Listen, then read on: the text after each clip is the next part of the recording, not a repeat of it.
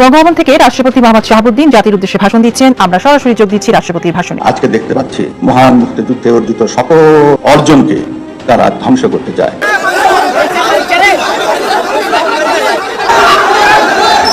বিএনপির স্থায়ী কমিটির কিছু জরুরি সিদ্ধান্ত নিয়ে রাজনীতিতে তোলপাড় শুরু হয়ে গেছে।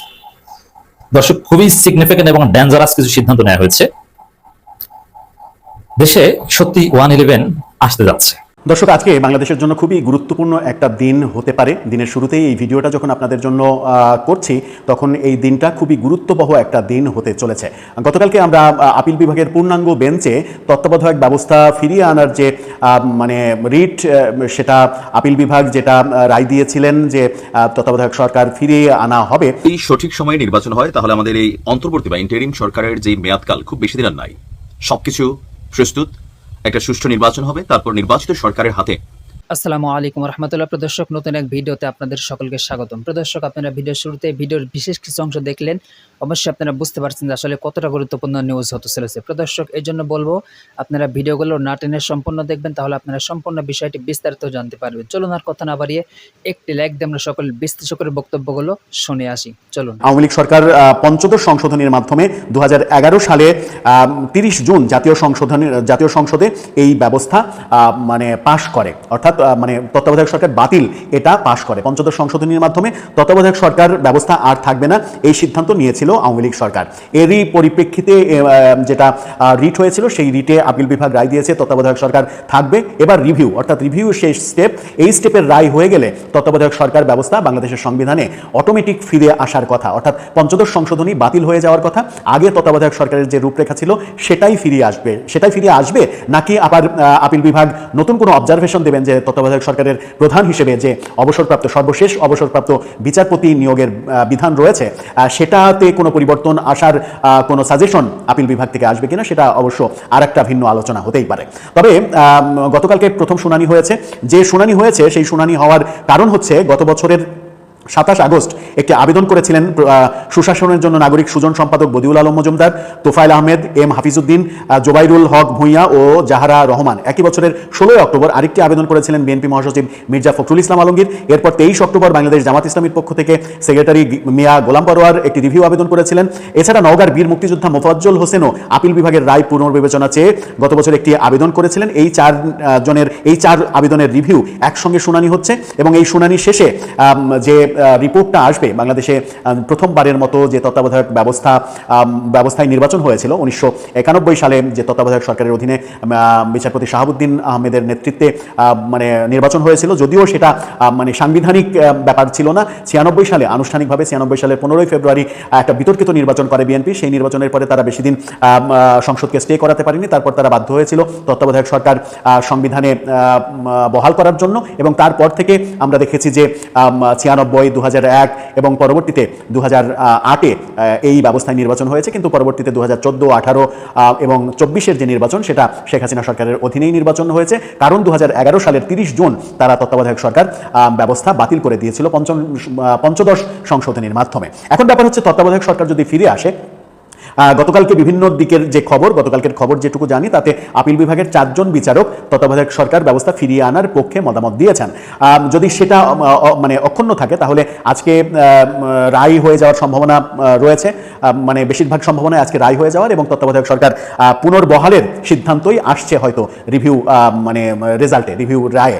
যদি সেটা আসে, তাহলে সংবিধানে অটোমেটিকলি সেটা প্রতিস্থাপিত হয়ে যাওয়ার কথা, যদি কিনা আপিল বিভাগ আবার নতুন কোনো অবজারভেশন দেন যে সুপ্রিম কোর্টের যে সর্বশেষ অবসরপ্রাপ্ত বিচারপতি নিয়োগের ব্যাপার ছিল তত্ত্বাবধায়ক সরকারের প্রধান হিসেবে, সেটা যদি পরিবর্তন করে কোনো সেকেন্ড, থার্ড অপশনের ব্যাপারে তারা কোনো পরামর্শ দেন, সেটা সংবিধানে আবার সংযোজন করার জন্য নতুন সংসদের প্রয়োজন হতেও পারে।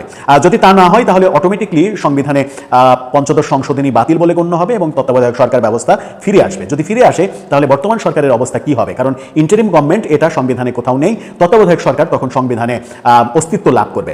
সেই প্রেক্ষিতে নতুন সরকার গঠিত পরিবর্তিত হওয়ার সম্ভাবনা রয়েছে। যে সরকার, তত্ত্বাবধায়ক সরকারের অন্যতম প্রধান যে শর্ত সেটা হচ্ছে যে মহামারী কিংবা ভয়াবহ প্রাকৃতিক দুর্যোগের ঘটনা ছাড়া 3 মাসের মধ্যে অর্থাৎ 90 দিনের মধ্যেই নির্বাচন করতে হবে। এই সরকারের ফরম্যাটও যদি চেঞ্জ হয়, শোনা যাচ্ছে যে এই সরকারের ফরম্যাট চেঞ্জ হয়ে যাবে। প্রফেসর ইউনূস সরকারের অধীনে যে ইন্টারিম গভর্নমেন্ট সেই স্ট্যাটাসটা থাকবে না। এই সরকারকে নতুন ভার্সনে তত্ত্বাবধায়ক সরকার হিসেবে পরিবর্তিত করা হবে এবং তারা যদি সংবিধান মানতে চান, জুলাই সনদটাকে যদি সংবিধানের উপরের সংবিধান না ভাবেন, বর্তমান সংবিধানকে যদি মানতে চান, তাহলে আগামী 90 দিনের মধ্যে অর্থাৎ আজ থেকে আগামী 90 দিনের মধ্যে তাদেরকে নির্বাচন দিতে হবে। এরকম প্রক্রিয়ায় যেটা দাঁড়াবে সেটা হচ্ছে যে নভেম্বরের মধ্যেই নির্বাচন দিতে হবে। নভেম্বরের মধ্যে নির্বাচন যখন এর আগে আলোচনা ছিল ডিসেম্বরের মধ্যে নির্বাচন হবে, সেটা 1 মাস এগিয়ে আসার সম্ভাবনা তৈরি হবে যদি এই তত্ত্বাবধায়ক সরকারের ব্যবস্থাটা অটোমেটিকলি সংবিধানে ফিরে আসে। এখন ব্যাপার হচ্ছে যে তাহলে সরকার কি করবে? তাহলে অনেকগুলো অপশনে যেতে পারে পরিস্থিতি, যে এই ঝামেলার মধ্যে প্রফেসর ইউনূস যেতে চান না বলে তিনি সরে যেতে পারেন। অন্য কারো নেতৃত্বে 10 সদস্যের কিংবা 11 সদস্যের একটা উপদেষ্টা পরিষদ নিয়ে একটা একটা তত্ত্বাবধায়ক সরকার গঠিত হতে পারে, যারা 90 দিনের মধ্যে নির্বাচন করবে। এই সরকারের ফরম্যাট অর্থাৎ প্রায় 24 জন যে উপদেষ্টা, এই ফরম্যাট যে থাকছে না এটা মোটামুটি নিশ্চিত করে বলা যায়।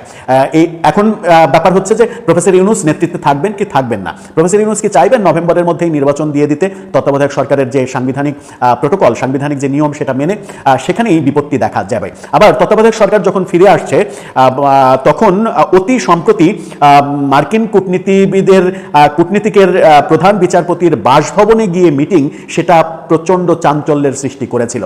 সাধারণত রেওয়াজ ভেঙে প্রধান বিচারপতির বাসায় কোনো মিটিং হয় না, কোনো দ্বিপক্ষীয় মিটিং হয় না, কিংবা অভ্যন্তরীণ কোনো মিটিংও হয় না। মিটিং করতে হলে প্রধান বিচারপতির কার্যালয়ে মিটিং করতে হবে, কিন্তু সেই রেওয়াজটা ভেঙে প্রধান বিচারপতির বাসায় মার্কিন কূটনীতিবিদ গিয়ে মিটিং করেছেন এবং তখন থেকেই নানা রকমের আলোচনা হচ্ছে, যে তার মাঝে আমরা প্রধান উপদেষ্টার সঙ্গে প্রধান বিচারপতির মিটিংও দেখেছি। বিএনপির স্থায়ী কমিটির কিছু জরুরি সিদ্ধান্ত নিয়ে রাজনীতিতে তোলপাড় শুরু হয়ে গেছে।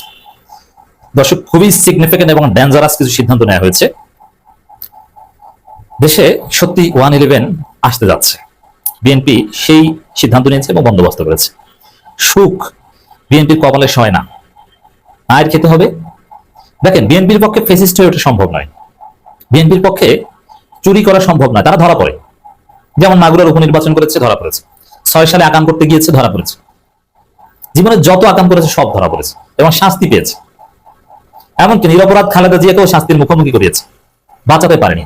বিএনপি কিন্তু পারে না, পালাতেও পারে না, পালায় মায়ের খেয়ে তারপর বলে। যেমন তারেক রহমান মুসলেকা দিয়ে লন্ডন গেছেন, ভাই যাওয়ার আগে যা ঘটনা ঘটেছে, অতক্ষণ লন্ডন গেলেও কে না গেল কি। তারেক রহমানকে নৃশংস অমানবিক নির্যাতন 1/11 সরকার করেছে। তারেক রহমান যদি লন্ডন নাও যেতেন, আর কি করবে তাকে? তার মতো একজন নেতা, একজন সাবেক প্রধানমন্ত্রী এবং প্রেসিডেন্টের ছেলেকে হাত পা বেঁধে, পা উপরে বেঁধে, পিটিয়ে কোমরের হাড় ভেঙে ফেলে, কি নৃশংস নির্যাতন!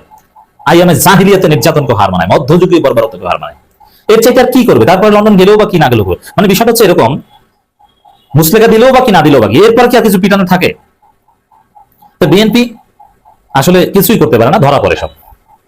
তা এখন বিএনপির স্থায়ী কমিটি সিদ্ধান্ত নিয়েছে, অনেকগুলো সিদ্ধান্ত, আমি আসি সেদিকে। মূল কথা এটাই, এইসব সংস্কার মানি না, সংস্কারে কোনো ছাড় দিব না, নির্বাচন হতে হবে। পিআর সিস্টেম এই বিষয়ে আমরা কথাই বলবো না, মানে এগুলোর কোনো ভ্যালু নেই, নির্বাচন হতে হবে। আর সংবিধান সংশোধন জন্য এই বিষয়ে কোনো কথা বলা যাবে না। কিসের সংবিধান সংশোধন? পার্লামেন্ট ছাড়া সংবিধানে তো হাত দিতে পারবে না, কথা clear. On the other hand, Jamaat চরমনে এনসিপি রেডি, সংবিধান সংশোধন করতে হবে বা নতুন সংবিধান গঠন করতে হবে, ক্লিয়ার কথা। তো এই জায়গায় দর্শক, বিএনপি জামাত বা বিএনপি বলায় ভার্সাস জামাত বলায়, মানে জামাত চরমনে এনসিপি ভার্সাস বিএনপির মধ্যে যে দ্বন্দ্ব হবে নতুন সংবিধান ইস্যুতে, কারণ নানান বিষয়ে, যেটা আপনারা দেখবেন, তার সার কথা এটাই যে তৃতীয় পক্ষ সুযোগ নেবে, মানে 1/11 আসবে। আর 1/11 আসলে বিএনপি মাইর খাবে, জামাত একটু দেরিতে ধরা খাবে, কারণ 1/11 এর সুবিধা জামাত বিএনপি কেউ পাবে না। এরপর দেখবেন যে ওই যে আগের 1/11 যেরকম সংস্কার উদ্যোগ নিয়েছিল রাজনৈতিক দল, -2 অমুক, মানে খালেদা জিয়া শেখ হাসিনা মাইনাস, এরপর এরকম নানান উদ্যোগ নেওয়া হবে। এবার -2 আওয়ামী লীগ তেমনি মাইনাস, এবার -2 কি আসবে জানেন? 1/11 আসলে জামাতের জন্য প্রাথমিক কিছুদিনের জন্য মঙ্গলজনক মনে হবে, কারণ প্রথমে ধরবে বিএনপিকে, তারপরে ধরবে জামাতকে। জামাত কি বলবে যে না, এই নতুন বাংলাদেশে 71 যারা স্বাধীনতা বিরোধিতা করেছে ওরকম কোনো দল নাই, অতএব জামাতকে সংস্কার করো। কিভাবে? জামাতের একটা গ্রুপকে বলবে তোমরা জামাত নাম চেঞ্জ করে আর একটা দল করো, রাজি? ওই ডিজে ভাই সেই খেলা খেলবে, আর এই খেলা তো পুরনো খেলা, এবি পার্টি তো সেই খেলায় আগেই পা দিয়েছে। আর জামাতের মধ্যে একটা বিরাট অংশ চায় যে জামাত নামটা না থাকুক, জামাতের মধ্যে চায়, কেন্দ্রীয় নির্বাহী পরিষদের সদস্যরও একটা অংশ চায় জামাত নাম না থাকুক। কিন্তু এখন অনুকূল পরিবেশের কারণে এটা নিয়ে কথা বলার প্রয়োজন নেই। কিন্তু যখন হাসিনা আমল ছিল তখন এটার পক্ষে অনেকে ছিল, আমাদের সাথে কথা বলতো ভাই যে না থাকলে তো ভালো হয়, কি লাভ, কি হলো এত বছর। তো 111 সরকার আসলে এটা নিয়ে খেলবে যে জামাত নাম বাদ, আর যারা জামাত নামের পক্ষে তাদেরকে ধরো, আর বিএনপির চান্দাবাজদের ধরো, এই ভারতপন্থী বিএনপিকে ধরো, মানে নতুন একটা আদর্শ বা যে এই বিএনপি নতুন বিএনপি গঠন করো, দলগুলো ভেঙে দেওয়া হবে, এই দলগুলো ভেঙে দিয়ে তারপরে নতুন কাউকে এম্পাওয়ার করা হবে। তো বিএনপির যে সিদ্ধান্ত, ঘাটতারামি সিদ্ধান্ত স্থায়ী কমিটির, যে তারা সংস্কারের আর ছাড় দিবে না, এটা বলছে তারা সংস্কারের আর কোনো ছাড় দিবে না, সংবিধান সংস্কার, গণপরিষদ এগুলো একদম মানবে না, চূড়ান্ত সিদ্ধান্ত। তো এর ফলে এই 111 অনিবার্য। কারণ বিএনপি যেটা চাচ্ছে যে পাতানো নির্বাচন, সংস্কার সব, এটা বিএনপি আসলে পারবে না। আর এই টাইমলি নির্বাচন না হলে, আর টাইমলি নির্বাচন না হওয়ার বিষয়ে রাজনৈতিক দলগুলো ঐকমত হলে ডিফারেন্ট, কিন্তু রাজনৈতিক দলগুলো বিরোধের কারণে যদি নির্বাচন বানচাল হয় তাহলে 111 মাস্ট, তাহলে তৃতীয় কেউ এসে এম্পাওয়ার্ড হবে এবং 15-20 বছরের জন্য বাংলাদেশের রাজনীতি হয়তো আরো বেশি 30 বছরের জন্য হতে পারে, এমন একটা দিকে যাবে, এই প্রচলিত রাজনৈতিক দলগুলো থাকবে না, রাজনীতি হত্যা করতে থাকবে সেনাপ্রধান পাকিস্তানের মতো। এই একজনকে ক্ষমতায় আনবে, আরেকজনকে লাথি দিয়ে নামিয়ে দিবে, যাকে আজকে প্রধানমন্ত্রী বানাবে তাকে 2 বছর পর ক্ষমতা থেকে নামিয়ে জেলে পড়বে 20 বছরের জন্য, আবার আরেকজন তৈরি করবে। ডিজিএফআই ক্রিয়েটেড দল, কেউ হবে মার্কিন দালালের দল, কেউ হবে চীনের দালাল, ভারতের দালাল অবশ্য টিকতে পারবে না, কিন্তু থাকবে। তো বিএনপি যে ঘাটতারামির সিদ্ধান্ত, তার পরিণতি হচ্ছে এগুলো আমি এতক্ষণ যেটা বললাম। যেহেতু বিএনপিও বলছে সংস্কারে একটু ছাড় দিবে না, আর জামাত চরমনাই এনসিপি তো বলছে যে এনসিপি বলছে নতুন সংবিধান হতেই হবে, জামাত চরমনাই বলছে এই কথা, এবং পিআর ছাড়া নির্বাচন হবে না। আর বিএনপি বলছে পিআর নিয়ে তারা কোনো বিতর্কে জড়াবে না। এটার অর্থ কি? এটার অর্থ হচ্ছে যে পিআর এটা আলোচনায় আনতে রাজি না। যারা পিআর এর কথা বলে ওরা চিল্লাচিল্লি করবে, সে পিআর টিআর মানবই না, ওরা মেকানিজম করে পিআর ঠিকিয়ে দেবে, কোনো আন্তরিকতা নেই। অথচ হওয়া উচিত কি ছিল? ঠিক আছে, অনেক দল পিআর চায়, তারা কি বলতে চায় আমরা শুনি, আলোচনা করি, তাদেরকে বুঝাই, আমরা একটা সমাধানে আসি। বিএনপি এই ধরনের এর কোনো উদ্যোগ নেই। সালাউদ্দিন আহমেদের ঘাটতার কথা শুনেছেন যে রমজানের আগে নির্বাচন হবে, কোনো সন্দেহ নেই, যারা নির্বাচন করবে না তারা রাজনীতি থেকে মাইনাস হয়ে যাবে, মানে এটি হচ্ছে ঘাটতারামি। আর এই ঘাটতারামির ফল হচ্ছে 111। কিন্তু তাদের যদি আন্তরিকতা থাকতো, একটা সুন্দর নতুন বাংলাদেশ, এগুলোর প্রতি যদি তাদের কমিটমেন্ট থাকতো, তাহলে তারা বলতো না ঠিক আছে আপনার নির্বাচন কেন আসবে না, আসলে আমরা সবাই মিলে নির্বাচন করি, আসলে আমরা আলোচনা করি, আমরা সংলাপ করি, আমরা সবাইকে নিয়ে নির্বাচন করতে চাই, কেন আসবে না? অবশ্যই আসবে, তারা যাতে আসে সেই ব্যবস্থা আমরা করবো, আমরা মিটিং করবো, বসবো, একে অপরের মধ্যে আন্ডারস্ট্যান্ডিং বাড়াবো, এরকম আন্তরিক কথা বলতো। না আসলে তারা যাক, একদম হাসিনা মার্কের কথা, হাসিনা এটি বলতো নির্বাচন যারা না আসবে তারা হারিয়ে যাবে, সমস্যা কি, না আসলে না আসুক, তাদের জন্য বসে থাকবো নাকি?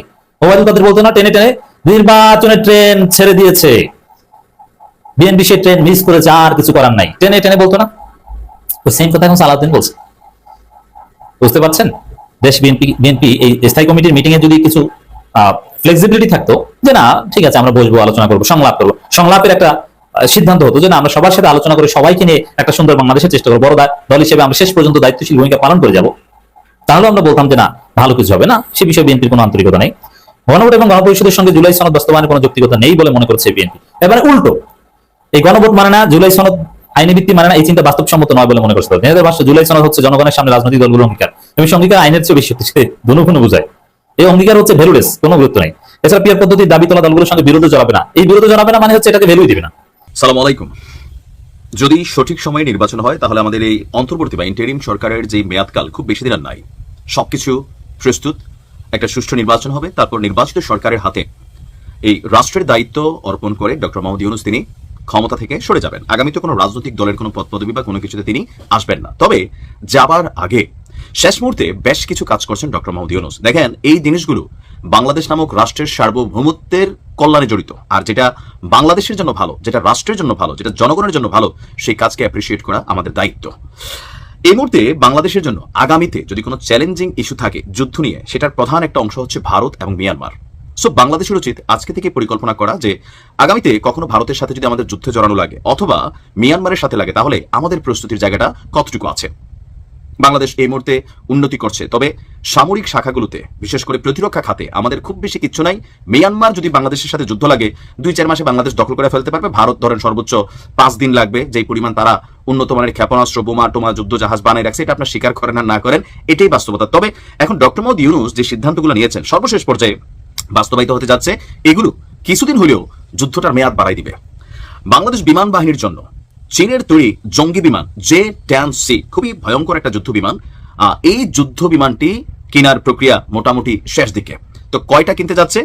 অন্তর্বর্তী সরকারের প্রধান উপদেষ্টা গত মার্চে চীন সফরে গিয়েছিলেন। তখন এটা আলোচনায় ছিল, বাংলাদেশের গণমাধ্যম না, ভারতীয় গণমাধ্যমগুলো বলছিল যে 26শে মার্চ প্রধান উপদেষ্টা যখন আপনার চীনে সফরে গিয়েছিলেন তখন তিনি চীন থেকে কিছু জঙ্গি বিমান মানে যুদ্ধ বিমান কেনার জন্য পরিকল্পনা করছেন। আর এরপর আমরা বিষয়টা দেখছি যে আর কি বলে যে সামনের দিকে আগায় না। বাট এখন আমরা দেখছি যে এই মুহূর্তে এসে বাংলাদেশ সশস্ত্র বাহিনীকে আগামী দিনের চ্যালেঞ্জ মোকাবেলায় সক্ষম করে তুলতে 3 বাহিনী, সেনা, নৌ, বিমান এটাকে আধুনিকরণের জন্য তিনি কাজ করে যাচ্ছেন। আর এর অংশ হিসাবে বিমান বাহিনীর জন্য সরকার চীনের তৈরি J-10C বিমান কিনতে যাচ্ছে। সরকারের নীতি নির্ধারণী পর্যায়ের 2 জন প্রতিনিধি নাম প্রকাশ না করার শর্তে প্রথম আলোকে বলছেন যে আপনার চীনের কাছ থেকে 12টি J-10C জঙ্গি বিমান কিনতে যাচ্ছে সরকার। চীনের প্রেসিডেন্ট এই আগ্রহের প্রতি তার ইতিবাচক মনোভাব দেখিয়েছে। আমাদের পররাষ্ট্র উপদেষ্টা তিনি বলছেন প্রধান উপদেষ্টার সঙ্গে চীনের প্রেসিডেন্টের বৈঠকে জঙ্গি বিমান কেনা নিয়ে আলোচনা হয়েছে। কূটনৈতিক সূত্রগুলো বলছে প্রধান উপদেষ্টার সফরের আগে থেকেই বাংলাদেশ এবং চীনের কর্মকর্তাদের মধ্যে যোগাযোগ ছিল এবং বেইজিং এ একটা বৈঠক যেটা হয়েছিল সেখানে এই আলোচনার পথটা সুগম হয়েছে। এখন খুব শীঘ্রই আপনার এই বিমানটা বাংলাদেশ বিমান বাহিনীতে কানেক্টেড হতে যাচ্ছে। তো এটা কি? চীনের তৈরি জঙ্গি বিমান J-10C এটা ভিগোরাস ড্রাগন নামেও পরিচিত। এই মাল্টিরোল কমব্যাট এয়ারক্রাফট এটাকে 4র্থ প্রজন্মের জঙ্গি বিমানের বহুমাত্রিক একটা সংস্করণ বলা হয়ে থাকে। এটার সক্ষমতাতে আছে সুপারসোনিক গতিতে উড্ডয়ন করতে সক্ষম এবং শত্রুপক্ষের জঙ্গি বিমান শনাক্তকরণেও এটা অত্যন্ত দক্ষ। আকাশ থেকে আকাশে এবং আকাশ থেকে ভূমিতে হামলার সক্ষমতা রয়েছে। এটি 200 কিলোমিটার দূরের লক্ষ্যবস্তুতে আঘাত হানতে পারে। এটি অন্যান্য জঙ্গি বিমান এবং ড্রোনের সঙ্গে সংযুক্ত হয়ে অভিযানে যুক্ত হতে পারে। জঙ্গি বিমানটির প্রযুক্তি, গতি এবং শত্রুর নজর এড়িয়ে আক্রমণ পরিচালনা ও নজরদারিতে সক্ষম। 4র্থ প্রজন্মের আগের জঙ্গি বিমানগুলোর আলাদা ভূমিকা ছিল, যেমন নজরদারি, আকাশ থেকে বোমা ফেলা, অন্য জঙ্গি বিমানের সাথে লড়াইয়ের। কিন্তু মাল্টিরোল কমব্যাট এয়ারক্রাফট যেটা আমরা কিনতে যাচ্ছি সেটা হচ্ছে আপনার শত্রুর স্থলঘাটি, ট্যাঙ্ক, আর্টিলারি বা অবকাঠামোতেও হামলা চালাতে সক্ষম। নজরদারির পাশাপাশি গোয়েন্দা তথ্য সংগ্রহ করে আকাশ থেকে সমুদ্রে যুদ্ধজাহাজেও আক্রমণ পরিচালনা করতে পারে। শত্রুর রাডার এবং যোগাযোগ ব্যবস্থায় হামলা চালিয়ে তা বিকল করে দিতে পারে। অর্থাৎ বহুমাত্রিক অভিযানে এটা সক্ষম। আপনাদের খেয়াল থাকার কথা, গত মে মাসে কাশ্মীরে সন্ত্রাসী হামলার পর ভারত এবং পাকিস্তানের সাথে যুদ্ধ হয়েছিল। সেই যুদ্ধে চীনের তৈরি এই J-10C প্রযুক্তিগত এবং সামরিক সামর্থ্যে নিজেদের অবস্থান জানাতে সক্ষম হয়েছিল। ইসলামাবাদ বলছিল যে সম্মুখ লড়াইয়ে যখন যুদ্ধ হয়েছিল তখন J-10 বা J-10C এটা জাদুকরি কাজ করেছে। অর্থাৎ ভারতের প্রতিরক্ষা সিস্টেমকে পাল্টা জবাব দিতে পেরেছিল পাকিস্তানের এই J-10C, কারণ এগুলো তাদের যুদ্ধ বিমান বহরে আছে। এখন বাংলাদেশ এটা কানেক্টেড হতে যাচ্ছে। আগামী দিনে ভারতের অধ্যত্বপূর্ণ যে কোনো অ্যাক্টিভিটিসকে মোকাবেলা করতে এটা ওয়ান কাইন্ড অফ সক্ষম। তবে ভারত এবং বাংলাদেশের সামরিক সক্ষমতাতে আকাশ পাতাল পার্থক্য আছে। প্রযুক্তিতে ভারত আব্বা হয়ে গেছে, আমরা এখনো নবজাতক আছি। তবে এই নবজাতক অবস্থান থেকে বের হতে হবে। প্রদর্শক আপনারা একে একে সকল বিশ্লেষকের বক্তব্যগুলো শুনলেন। অবশ্যই আপনারা বুঝতে পারছেন যে আসলে কতটা গুরুত্বপূর্ণ নিউজ ছিল। প্রদর্শক যত আপনারা সম্পূর্ণ ভিডিও দেখে ফেলেছেন, অবশ্যই আপনারা বিষয়টি জানতে পেরেছেন। যদি আপনাদের কিছু বলার থাকে অবশ্যই কমেন্ট বক্সে জানিয়ে দেবেন। আরও এরকম নিত্য নতুন আপডেট নিউজ পেতে আমাদের চ্যানেলটি সাবস্ক্রাইব করে পাশে থাকবেন। ধন্যবাদ।